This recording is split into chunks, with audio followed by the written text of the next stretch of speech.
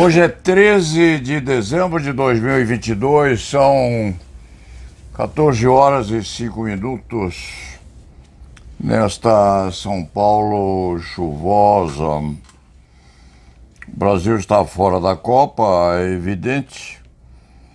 Hoje a Argentina disputa com a Croácia, uma pré-finalista, a saber qual das duas há de brigar com a remanescente no outro jogo que se realizará também, quase concomitantemente. E eu me lembrei, não da quase final, eu me lembrei do Irã hoje. E me recordei de que há milhões e milhões de espectadores a assistir essa semifinal e a finalíssima. E com um ou outro protesto aqui e ali, correspondentemente ao que vem acontecendo lá no Irã. A distância entre o Irã e o local onde essa semifinal está a se realizar ou vai realizar-se às 16 horas do Brasil equivale mais ou menos à distância entre São Paulo e Brasília, porque com 1 hora de avião se chega lá. E ali, naquele palco dessa disputa, há milhares de pessoas, é claro, do mundo inteiro. Mas a validez dessa expectação é porque há uma projeção de milhões e milhões de imagens no mundo inteiro. E eu não vou me preocupar demasiadamente com o jogo, não, porque fiquei horrorizado anteontem com a execução de um jovem que participou de um protesto popular e universitário contra a morte, o assassinato de uma moça curda que vestiu aquela roupagem feminina com aquele chapéu ou aquela cobertura fora de lugar. Explicaram-me que a menina usava aquela espécie de cobertura no manto, a moda curda, é mais acima da cabeça. E lá na região onde ela foi presa, se usava com os cabelos ocultos sob a testa. Daí ela foi presa, maltratada na cadeia, morreu lá dentro. Houve, em razão disso, um revertério popular, e esse rapaz, cujo nome é difícil de ser pronunciado, inclusive, participou também daquele forcejamento do populacho contra a morte da menina. Foi ele preso, julgado em todas as instâncias em 23 dias, e condenado ao enforcamento. E enforcado foi. Há naquelas lonjuras várias espécies de mortes decretadas pelo Estado. Entre elas, um empalamento, a introdução de uma estaca nas entranhas da criatura, de baixo para cima, saindo aqui, abaixo da garganta, às vezes com a projeção dos próprios dentes. O enforcamento, existe a amputação de membros aos ladrões, cortam-se os braços, as mãos, as pernas, e há amputações também parciais do corpo conforme as circunstâncias. A projeção do império lá no Irã se faz com a autoridade suprema do Ayatollah. O Ayatollah é o representante de Allah sobre a terra. As execuções se fazem com autorização, determinação suprema da parte dele, que manda em tudo, até mesmo na escolha e eleição do presidente da República, uma ditadura sacerdotal. E se há de perguntar por que o enforcamento, eu entendo um pouco mais de medicina que a grande maioria dos advogados, há quem entenda mais que eu, mas cheguei a escrever um livro sobre infanticídio, paramentado e patrocinado e apresentado pelo Papa da Medicina Legal ao tempo que era muito amigo meu, era jovenzinho, mas fui prefaciado no meu livro por ele. O nome dele já me vem à memória. E sei como o enforcamento funciona. Dizia que a morte pela forca se dá por falta de ar, sufocação. E não é assim, porque Cristo morreu também, não só pela crucificação, mas também porque os lanceiros lhe perfuraram os pulmões com a ponta das lanças, a fim de que ele morresse mais depressa, não porque tivessem dó ou pena do nosso Deus cristão, não, mas porque os soldados romanos tinham fome, queriam alimentar-se e era preciso que o bandido, aquele infrator às leis romanas, morresse mais depressa. Inclusive no crucifixo clássico praticado, na crucificação clássica praticada pelos romanos, havia um toco de madeira ao fim a ser pregado à cruz e em posição oblíqua, porque com isso o corpo do crucificado não se punha suportado plenamente pelos braços na cruz.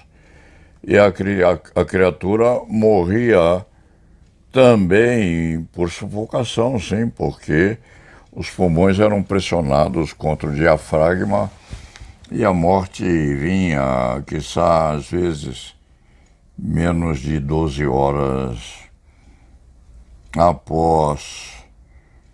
Por que eu estou a dizer essas coisas num dia de semifinal do Campeonato Mundial de Futebol?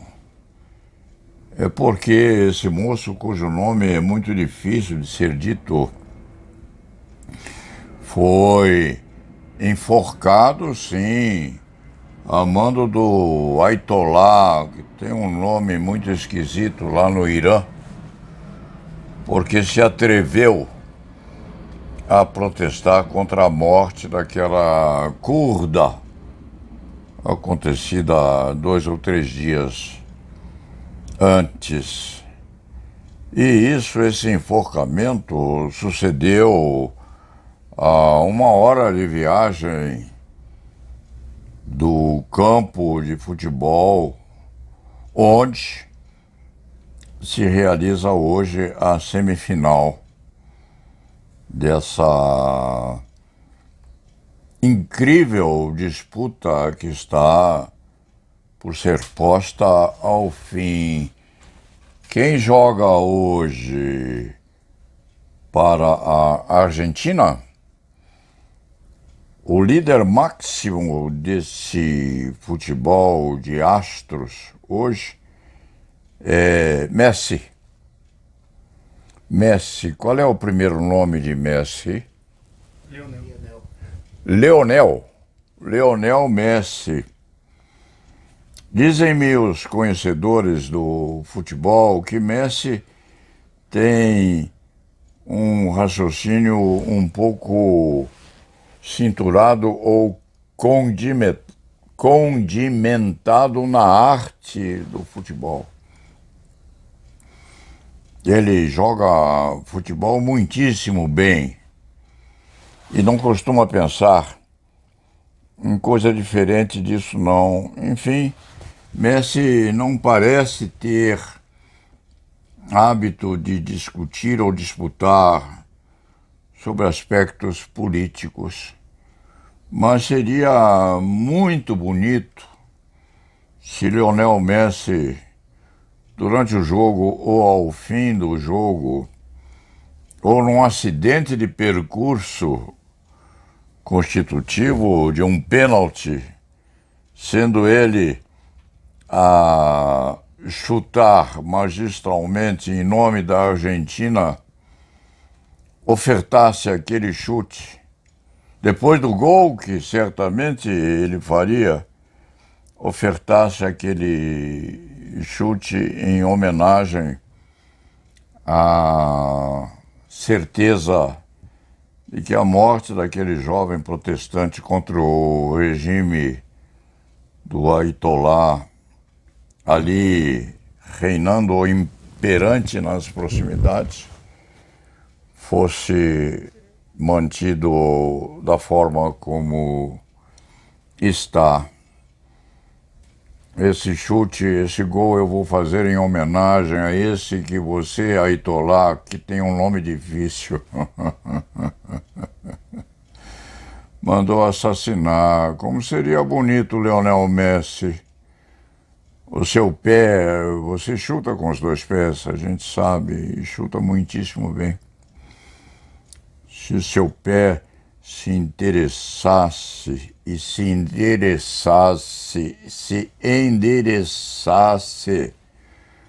ao gol com o destino certo de homenagear aquele garotão morto pelo regime do Ayatollah, imperando assim ao lado, em nome de Alá e como profeta vindo de Deus. E para não se fugir aquilo que eu chamaria de igualdade de perspectivas ideárias vindas à minha mente, para que os 2 times se igualassem, se o time da Croácia também fizesse o mesmo, hein? Milhões de espectadores postos no mundo, milhares e milhares de espectadores e espectadoras nessa semifinal. E após sofrer um gol advindo dos pés sacrossantos de Messi, o croata viesse também, num outro acidente de percurso, a endereçar um chute certeiro em direção ao gol argentino, mas também para homenagear aqueles sacrificados por esse regime satânico imperante no Irã. Haveria um empate de vocações, no sentido de que não acontecesse isso mais naquele país ou naqueles países. Então, evidente que eu fiquei muito triste em saber desse enforcamento 23 dias após a instauração do processo lá no Irã. E sabendo o que ocorre com o enforcado, eu sei também, com breve consulta a um desses centenas de livros que eu tenho aqui, eu sei também o que acontece ao corpo do enforcado, em que os esfíncteres se relaxam e o enforcado morre na plenitude da indignidade.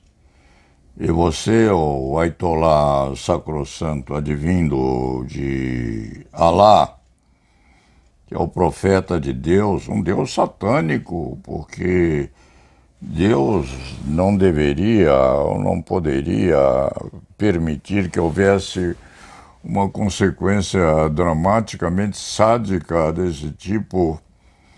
E você veja, Ayatollah, vocês percebam que a morte por enforcamento é uma morte não só cruel, mas que torna indigno o corpo do sacrificado. Tudo isso na antevéspera da disputa final pela taça do Campeonato Mundial de Futebol, e que o país vencedor dessa Olimpíada, Ayatollah, ou comissão da FIFA, que preside isso tudo, que o país envolvesse essa taça no manto negro da tristeza mundial frente ao que vem acontecendo nesses países onde a morte está a presidir o todo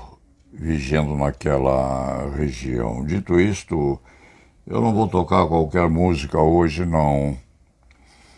Eu vou desejar, sim, que um de vocês, vencedor e vencido, ou quiçá o vencedor e vencido, tivesse esse ideário de colocar aquela bola de futebol no chão e desferir aquele chute tradicionalmente decisivo em homenagem ao moço torturado e morto pelo regime terrível imperante naquela região, ali por perto.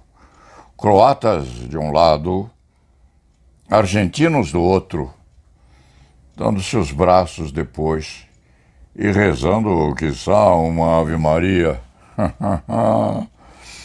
ou a uma outra santa, ou a um santo qualquer, pela morte daqueles inocentes assassinados por esse regime terrível e satânico, que na verdade está a imperar ali no Irã, vizinho, a 1 hora de distância. E lá na Vevá.